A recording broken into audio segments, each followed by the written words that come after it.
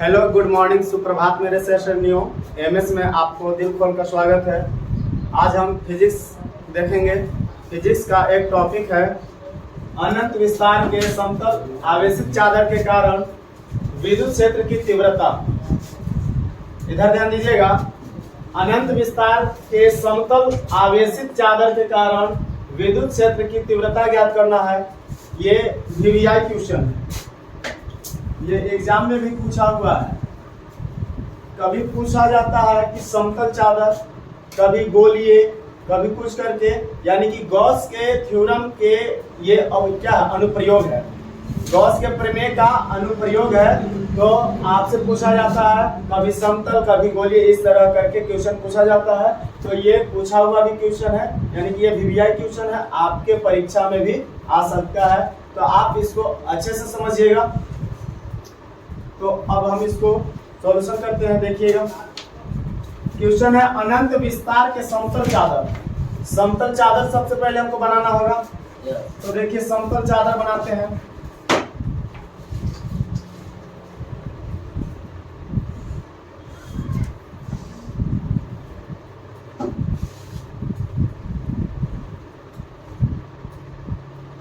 चादर है तो चादर के ही तरह रहेगा, सीधा लाइन नहीं खींचेगा। ये समतल चादर हो गया।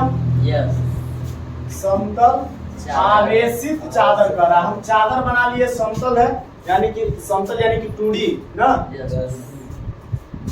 अब आवेशित, तो आवेशित हम कर देंगे। आवेशित यानी कि यहाँ पे कोई समान आवेश वाला है।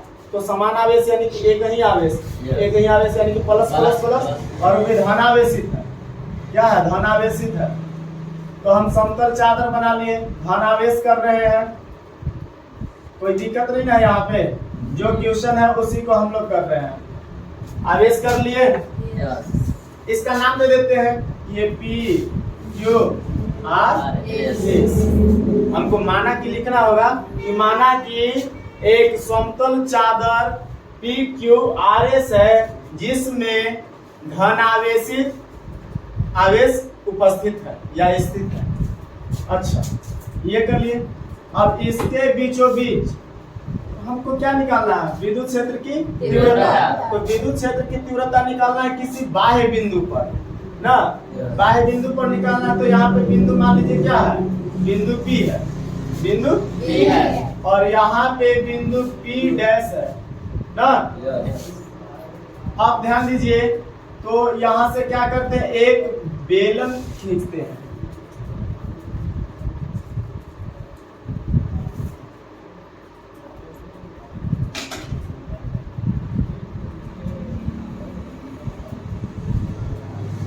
इस बेलन को नाम क्या है? तो गॉसीय बेलन।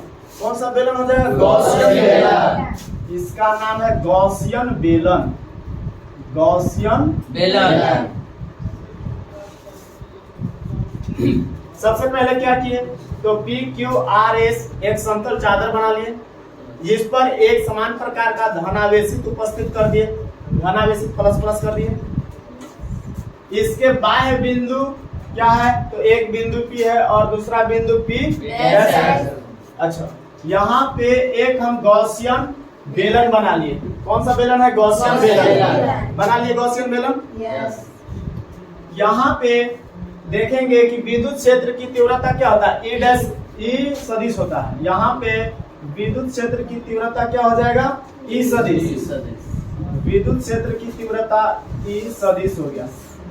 विद्युत क्षेत्र की तीव्रता E सदिश ना। और ये अगर वृत्ताकार होगा, बेलन का जो ऊपर बेलन खोखला होता है, उसका दोनों साइड क्या होता है? दो वृत्त होता है। तो वृत्त का क्षेत्रफल A हो जाएगा ना। यहाँ पे इसका क्षेत्रफल क्या हो जाएगा? A। अच्छा, अब यहाँ पे अल्पांश का बात किया जा रहा है ना, एक छोटे हिस्सा का, तो क्या लग जाएगा? D लग जाएगा। अब ये हो जाएगा D A सदिश। ऐसे क्षेत्रफल सदिश नहीं होता है, बताया ना पहले ही। क्षेत्रफल अदिश होता है, लेकिन क्षेत्रफल में ही अल्पांश क्षेत्रफल, अल्पांश क्षेत्रफल क्या होता है? सदिश होता है। कुल क्षेत्रफल अदिश होता है, लेकिन अल्पांश क्षेत्रफल सदिश होता है। क्या है कि अल्पांश का दिशा होता है कि किस तरफ से लिया गया है अल्पांश क्षेत्रफल। समझ में आया ना बात को? तो क्षेत्रफल अदिश होता है और अल्पांश क्षेत्रफल सदिश होता है। यहाँ पे विद्युत क्षेत्र की तीव्रता E हो गया, क्षेत्रफल A हो गया। एक बात ध्यान दीजिएगा कि दोनों के दोनों लंबवत है। विद्युत क्षेत्र की तीव्रता और क्षेत्रफल क्या है? एक दूसरे के लंबवत है। चलिए अब आगे बढ़ते हैं। विद्युत क्षेत्र की तीव्रता कर लिए, यहाँ पे अल्पांश क्षेत्रफल भी कर लिए। अब हमें क्या निकालना है? तो यहाँ पे निकालना है इस बिंदु पर और इस बिंदु दोनों को मिलाकर विद्युत क्षेत्र की तीव्रता निकालना है।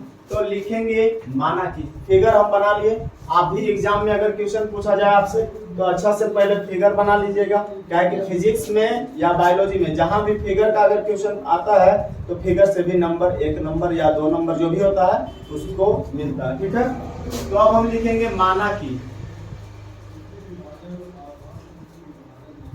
कि क्या किया? तो माना कि एक समतल धनावेशी, माना कि एक समतल आवेशित चादर,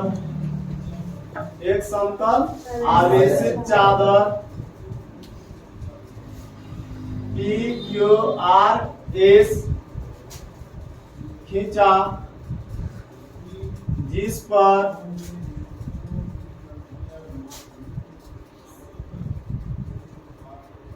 पर धनायन आवेश उपस्थित है।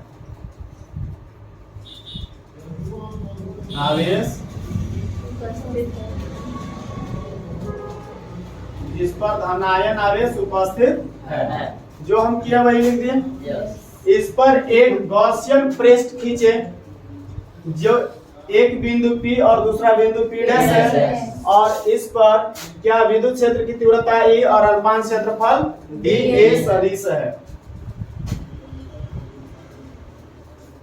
तथा पृष्ठ आवेश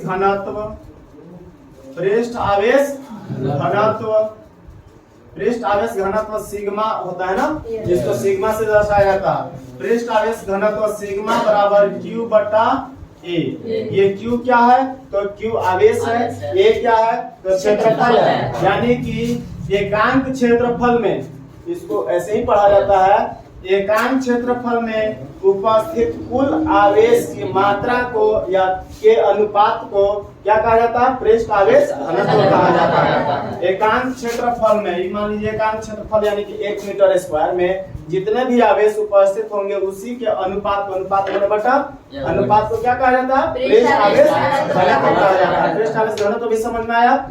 इसको सिग्मा से दर्शाया जाता है। सिग्मा बराबर Q बटा A। Q आवेश है, आवेश क्षेत्रफल। यहाँ तक बात समझ में आया होगा?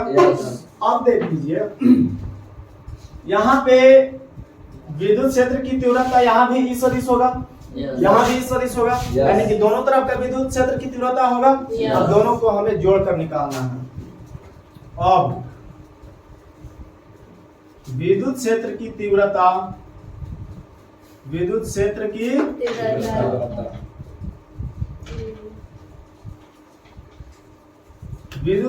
तीव्रता क्या होता है? तो E सदिश बराबर यहाँ पे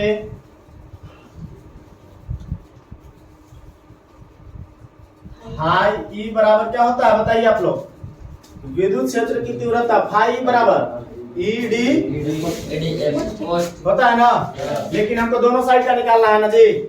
तो अगर EDA cos थीटा कर देंगे, EDA, E सदिश A सदिश, यही होता है। लेकिन E तो केवल एक ही साइड का हुआ ना हो, अगर हमको दोनों साइड का निकालना है तो क्या करना होगा? एक इधर वाला एक इधर वाला, तो हमको फिर से जोड़ना पड़ेगा कि नहीं?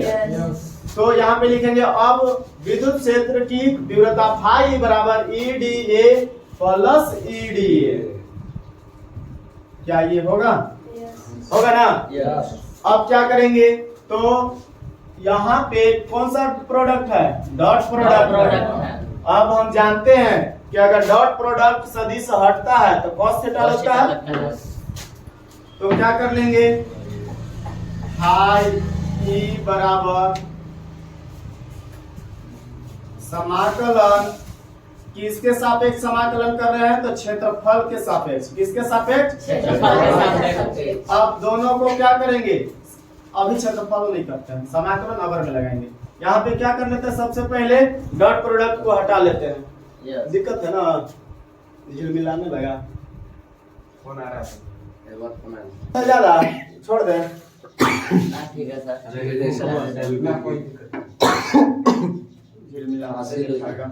चलिए देखिए, फाई ई बराबर क्या हो जाएगा? बनने के किया हम। अब यहां से हम क्या करेंगे? डॉट हटाएंगे तो cos थीटा लगेगा। तो E D A cos theta, क्या है कि हम जानते हैं कि डॉट सदिश हटता है तो cos थीटा लगता है, तो यहाँ भी cos थीटा लग जाएगा। E D A cos theta. अब आगे बढ़ते हैं। फाई ई बराबर, देखिए cos थीटा का मान कितना होगा? थीटा यहाँ पे कितना डिग्री है? तो थीटा दोनों एक दूसरे का समांतर है। यहाँ पे पृष्ठ जो चादर है, समतल चादर, वो समतल चादर पर उपस्थित आवेश तथा गॉसियन बेलन, समतल चादर पर उपस्थित आवेश तथा गॉसियन बेलन एक दूसरे के समांतर है। और समांतर है इसलिए थीटा कितना हो जाएगा? 80 डिग्री, 180 डिग्री हो जाएगा। अगर लंबवत रहता, अगर लंबवत इस तरह से रहता, क्षेत्रफल और ये क्या है? विद्युत क्षेत्र की तीव्रता ई, दोनों एक दूसरे के लंबवत होता तो यहाँ पे 90 डिग्री बनता, लेकिन लंबवत नहीं है, क्या है? समांतर है ना जी, एक दोनों के समांतर। तो एक दूसरे के जब समांतर होगा तो थीटा 180 हो जाएगा। अब थीटा 180 होगा तो देखिए यहाँ पे कोस 180 डिग्री का मान आपको याद करना होगा ना। थीटा 180 हो जाएगा तो कोस 180 डिग्री का मान। तो चलिए लिखते हैं फिर से, ई डी ए, ध्यान दीजिएगा कोस 180 का मान कितना होता है? तो 1 होता है। कोस 180 का मान 1, तो उसको नहीं भी लिखेंगे 1 को, कोई दिक्कत नहीं है। चलिए इधर देखिए, ई डी ए यहाँ भी हो जाएगा। अब इसको हम क्या कर देंगे? इधर ध्यान दो,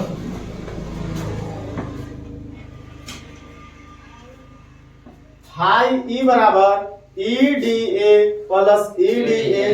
अब ई दोनों को क्या करेंगे? तो समाकलन लगा देंगे। अब क्या करेंगे? समाकलन लगाएंगे। तो समाकलन लगाने से क्या होता है? ये अभी अल्पांश है और समाकलन लगा देंगे तो पूरा हो जाएगा। समाकलन लगा देने से पूरा हो जाएगा ना। हो तो जब समाकलन लग जाएगा तो ये डी अपने आप हट जाएगा, केवल क्या आ जाएगा? तो यहाँ पे ए आ जाएगा। और किसके सापेक्ष हो रहा है? ए के सापेक्ष, यानी कि ई ए क्या हो जाएगा? ई। बात समझ में आ रहा है? ये विद्युत क्षेत्र की तीव्रता ई और क्षेत्रफल एक दूसरे के क्या है? समांतर है। तो समांतर है, अगर इस तरह से होता तो वहां पे 180 डिग्री होता है। ध्यान दीजिए, प्रति समांतर होता है तब 180 डिग्री होता है, लेकिन समांतर होता है तो वहां पे 0 डिग्री हो जाएगा ना।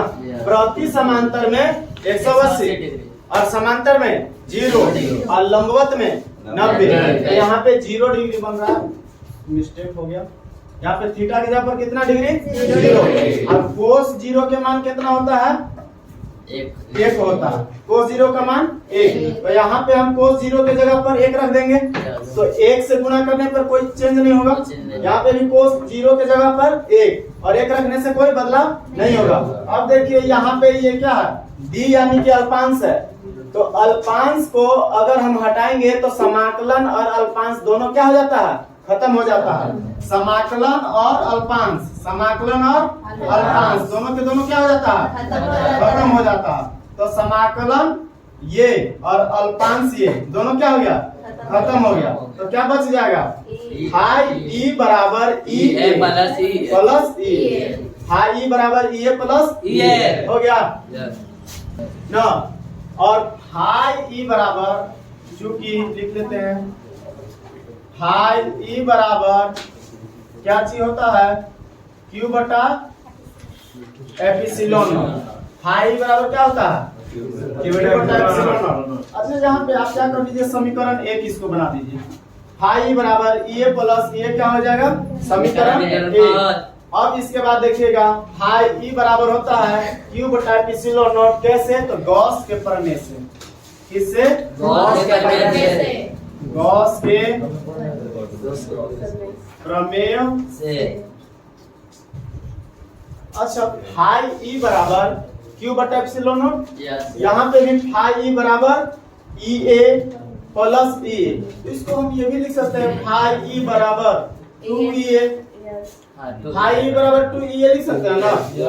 फाई ई बराबर 2EA लिख सकते हैं। अब इसको या इसको कोई को समीकरण एक मान लीजिए, कोई दिक्कत नहीं। फाई ई बराबर 2EA और यहाँ पे है फाई बराबर क्यू बटा एप्सिलॉन। यानी कि इधर जब बराबर है तो इधर वाला भी बराबर होगा ना। यानी कि फाई ई बराबर 2EA, फाई ई बराबर क्यू बटा एप्सिलॉन। यानी कि कुल मिलाकर जब बायां बायां वाला बराबर है तो दायां साइड वाला भी दोनों बराबर होना चाहिए। अच्छा, यहाँ से एक और बात आगे बढ़ता है। यहाँ पे देखेंगे सिग्मा बराबर क्यू बटा ए। सिग्मा बराबर क्यू बाई ए। तो अगर हम क्यू बराबर लिखना चाहे तो क्या लिखेंगे? यहाँ से ये क्या चिन्ह आएगा? गुणा में आ जाएगा। नीचे भाग में है, गुणा में आ जाएगा। हो अगर क्यू बराबर अगर हमको केवल चाहिए तो ये भाग से यहाँ पे गुणा में हो जाएगा। तो क्यू बराबर हम क्या लिख सकते हैं? क्यू बराबर सिग्मा लिख सकते हैं ना। अब वही क्यू बराबर सिग्मा ए यहाँ पे भी आ सकता है। तो हो जाएगा फाई ई बराबर क्या चीज? सिग्मा ए बटा एप्सिलॉन नॉट लिख सकते हैं ना। अब आगे बढ़ते हैं। ये दोनों क्या हो गया? एक दूसरे के बराबर हो जाएगा। एक दूसरे के बराबर रख देंगे हम कि समीकरण एक में फाई ई का मान रखने पर, ये बात समझ में आया? समीकरण एक में फाई ई का मान रखने पर, तो फाई ई का मान क्या? सिग्मा ए बटा एप्सिलॉन नॉट। तो यहाँ पे रख देंगे सिग्मा ए बटा एप्सिलॉन नॉट। तो क्या हो जाएगा? फाई सिग्मा ए बटा एप्सिलॉन नॉट और यहाँ पे क्या है? 2E। तो यहाँ पे क्या हो जाएगा? ए और ए तो कट जाएगा। ए और ए कट गया, क्या बच गया? सिग्मा बटा एप्सिलॉन नॉट 2E बच गया ना। अब ई के साथ है 2 क्या चीज में है? गुणा में। इधर आएगा तो भाग में। तो क्या हो जाएगा? ई बराबर ना, ई बराबर क्या हो जाएगा? 2 गुणा से भाग, यानी कि सिग्मा बटा 2 एप्सिलॉन नॉट। ये हो गया विद्युत क्षेत्र की तीव्रता। क्या चीज के लिए? तो अनंत विस्तार के समतल चादर आवेशित चादर के कारण विद्युत क्षेत्र की तीव्रता। ई बराबर क्या हो गया? सिग्मा बटा 2 एप्सिलॉन नॉट। बात समझ में आया? एक बार फिर से देख ले। देखिए, अनंत विस्तार के समतल आवेशित चादर, तो एक समतल चादर बना लिए जो PQRS है। इसमें आवेशित कर लिए तो आवेश प्लस चार्ज दे दिए। इसके बाद इसका बाह्य बिंदु P है, इधर से भी बाह्य बिंदु P' है। एक गॉसियन पृष्ठ हम बना लिए सबसे पहले। गॉसियन पृष्ठ बनाने के बाद यहाँ पे ई विद्युत क्षेत्र की तीव्रता ई सदिश हो गया और इस यहाँ पे एक वृत्त खींचा जाता है ना बेलन में, उसका क्षेत्रफल क्या हो जाएगा? तो डी ए सदिश हो गया, यानी कि अल्पांश क्षेत्रफल हो गया। इसके बाद क्या किए? यहाँ पे देखिएगा कि ये जो पृष्ठ है सो और गॉसियन बेलन, ये दोनों एक दूसरे के समांतर है। और समांतर रहने पर उसके दोनों के बीच का कोण कितना डिग्री होता है? 0 डिग्री। समांतर में 0 डिग्री, प्रति समांतर में 180 डिग्री और लंबवत में 90 डिग्री। तो 0 डिग्री हो गया। अब cos 0 का मान 1 होता है, हमको जरूरत पड़ेगा। अब क्या कर लिए? तो बोल लिख लिए कि माना कि एक समतल आवेशित चादर PQRS खींचा जिस पर धनायन आवेश उपस्थित है ना, तथा पृष्ठ आवेश घनत्व क्या होता है? सिग्मा बराबर Q बटा A।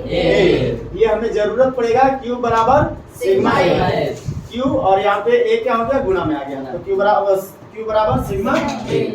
अब क्या किए तो विद्युत क्षेत्र की तीव्रता, विद्युत क्षेत्र की तीव्रता निकालना है। तो यहाँ पे विद्युत क्षेत्र की तीव्रता दोनों बिंदु पे निकलेगा ना जी। एक हो गया P बिंदु पर और एक P डैश बिंदु पर, यानी कि दो ठो निकलेगा। तो दो ठो के लिए दो बार हम लिख दिए EDA प्लस EDA, डॉट सदिश डॉट प्रोडक्ट हटेगा, cos थीटा लगेगा, cos थीटा लगा दिया यहाँ पे। इसके बाद क्या किए तो इसके बाद हम cos थीटा के जगह पर कितना डिग्री 0 डिग्री। अब 0 डिग्री का मान कितना होगा 1, 1 से गुणा करने पर भी कोई परिवर्तन नहीं होगा। अच्छा, अब यहाँ पे क्या किए तो पहले से अल्पांश था लेकिन समाकलन लग जाने से पूरा होता है, तो अल्पांश और समाकलन दोनों हट जाता है। ये क्या है अल्पांश, ये क्या है समाकलन, दोनों खत्म हो गया। क्या बच जाएगा यहाँ से ये बच जाएगा, यहाँ से भी तो ये प्लस ये 2 हो गया। इसको हम समीकरण 1 कर लिए। इसके बाद फाई ई बराबर क्यू बटा एप्सिलॉन नॉट होता है गॉस के प्रमेय से, ठीक ना।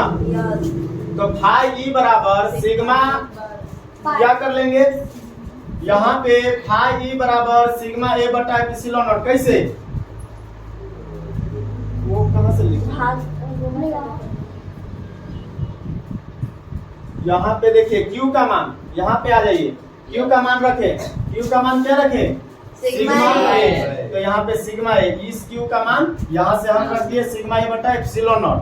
अब क्या करें समीकरण 1 में, देखिए यहाँ पे समीकरण 1 में फाई ई का जो मान है वो हम रख दिए। तो यहाँ पे फाई ई बराबर जो है वो लिख लिए और फाई ई का मान सिग्मा ए बटा एप्सिलॉन नॉट रख लिए। तो सिग्मा ए बटा एप्सिलॉन नॉट और बराबर में क्या है 2e। तो यहाँ ऊपर ऊपर बराबर में कटता है तो a और a कट गया, क्या बच गया सिग्मा बटा एप्सिलॉन नॉट और 2e के साथ गुना में है तो इन्हें आ जाएगा तो भाग में e बराबर सिग्मा बटा 2 एप्सिलॉन नॉट। ये हो गया अनंत विस्तार के समतल आवेशित चादर पर विद्युत क्षेत्र की तीव्रता। ये क्वेश्चन 5 नंबर का आएगा, जब भी आएगा तो कितना नंबर का आएगा 5 नंबर का आएगा। आप इसको अच्छे से कंप्लीट कर लीजिएगा, ठीक है। ठीक, अगर आज का ये टॉपिक आपको अच्छे से समझ में आया होगा तो मेरे चैनल को लाइक और सब्सक्राइब जरूर कीजिएगा। और अगर आपको अच्छे से समझ में आया कि हाँ बहुत अच्छा लगा, मजा आया, तो आप कमेंट में थैंक यू सर जरूर लिखिएगा। जय हिंद।